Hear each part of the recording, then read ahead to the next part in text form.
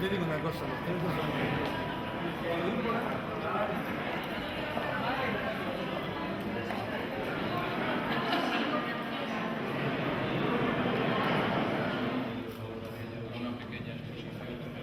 Well, it's the first time that Sophie Taeuber is shown in Spain in a solo show.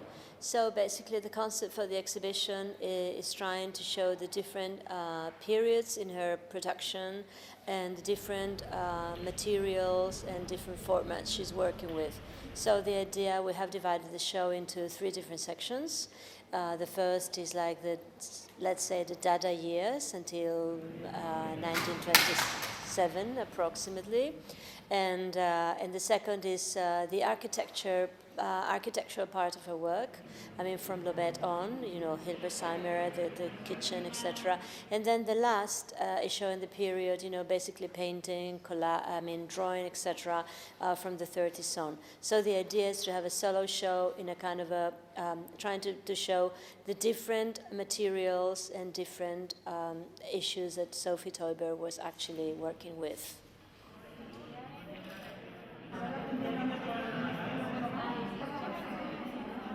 It's really amazing that she has been working not only drawing and painting and architecture and interior design, but she's been working on tapestry, and she's been working on drawings, and she's been working on sculpture, even some cadavre exquis.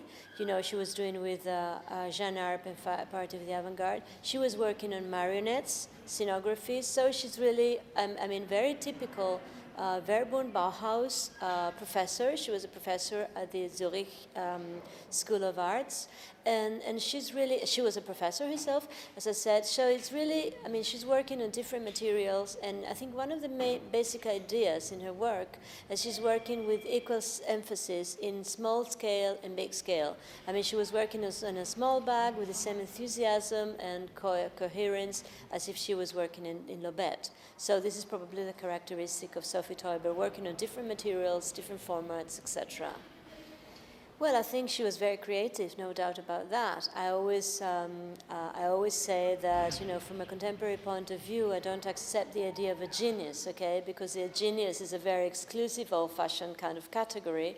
But I would think Sophie is extremely creative. I mean, if now that nobody's listening to me, I would say she's a bit of a genius herself, because she's very creative and she's very coherent, as I said before.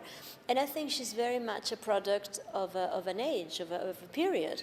You know, I would stop mentioning Bauhaus, and I think, you know, the idea that Sophie is a part of a tradition that believes the artist is not born, but the artist, somebody becomes an artist through teaching, which is very important, you know, for the 30s, 20s, and through, you know, through creating art. So I think her creativity is part of herself, no doubt about that, and it's part of being a very serious artist, you know. She's not only imagining things, but she's sort of carrying her project in a very serious way, and of course, you know, she's a product of her age. That's absolutely true.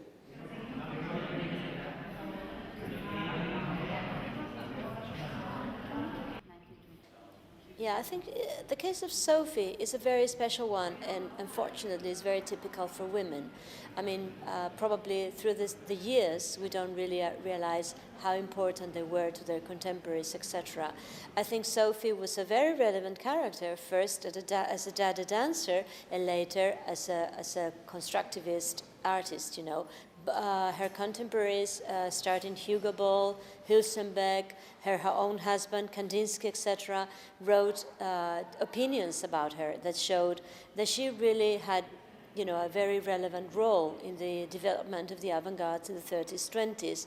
But I think having a look at her work, I mean, like, for instance, you know, Roi Cherf, I mean, the king, the scenographies and marionettes she was doing in 1918, I think it's pretty obvious that Oskar Schlemmer had taken a lot from Sophie Taeuber. I mean, we sometimes tend to forget dates, and I think, you know, dates is the only way we have to see the influence on contemporaries. And not only that, I mean, in some works, Itten was doing similar things to Sophie. I don't mean to say that what she was doing that before them, although dates make us believe that very often. But you know, it was an esprit of the age that was actually, you know, pervading both Sophie's and other people's work, for one thing. And then as far as contemporary artists, I mean, just, you know, today artists, you know, I think having a look at her work, it's so contemporary. I mean, it's so close to the present day. I mean, it's so understandable to all of us. It's so close not only to art, but publicity, patterns, etc., that is really unbelievable, I would say. But going back to history and dates, which I think is the only thing we can go back, actually, without just giving our opinion, if we think of the first Biennale of Sao Paulo, which is 1951, if I'm not wrong, they have Sophie Taeuber in a very prominent, with a very prominent role.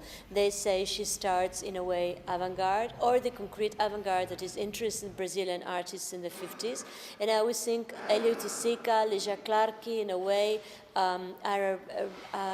take some of her ideas, I'm sorry, Sophie Taeuber's ideas, because they tend to be at the same time organic, and at the same time they tend to be concrete. We always think as art historians that if you're Dada, you can't be abstract, or if you're figurative, you can't be abstract, and I think that's very wrong. I think the paradox is the essence of the avant-garde of the 20s, 30s, fortunately, I'd say.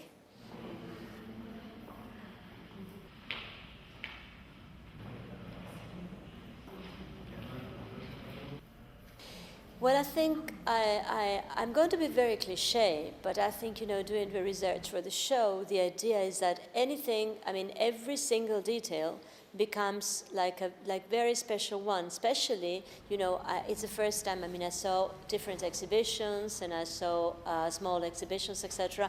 But seeing the works together, that's very touching. I mean, it's really discovering an artist that a small work really takes the wall. It's really amazing the strength of her works, and you know, and every single thing with her is a surprise.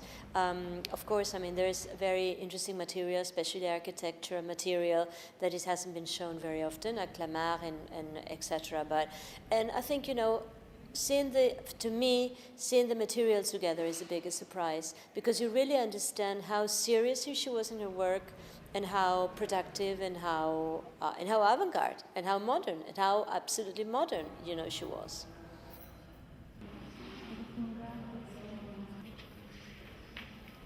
Well, I have my favorite works. Yes, I have favorite works. I mean, I really like all the works, but I think I have a drawing that is simply a line. And I think that's my favorite work, because it defines very well the essence of her work and how good of an artist she was. I mean, just a line, you know, very elegant line, and giving an impression of how she was, in fact, somebody determined, you know, to be an artist. And I think, you know, that's my favorite. But it's because it's, in a way, it's a resume of, you know, in a way, of all her work and effort. So this is but I would take any work home. I mean, that's for sure. I think they're so contemporary. The furniture, the paintings, I mean, they would stand in any of our contemporary housing. And I think this is interesting to note.